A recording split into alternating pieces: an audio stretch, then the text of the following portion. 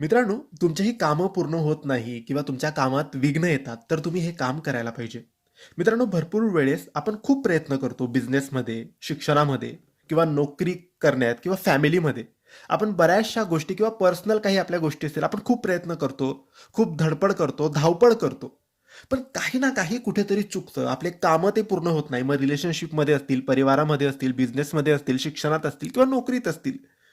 आपल्याला कुठे ना कुठे काही ना काही अडचणींचा सामना करावा लागतो किंवा आपल्याला असं वाटतं की हे माझं काम पूर्ण झालं तर खूप चांगलं होईल, खूप बरं होईल. हे लवकर पूर्ण होऊ देत. माझे हे स्वप्न आहे, माझ्या ह्या इच्छा आहेत.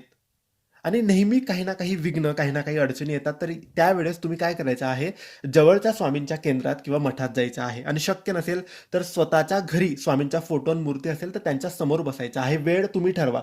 सकाळ, दुपार, संध्याकाळ, रात्र तुम्ही केव्हाही बसू शकतात. शांत बसा. अगरबत्ती, दिवा लावण्याची सुद्धा गरज नाही. शांत बसा. मनात जेही आहे, जेही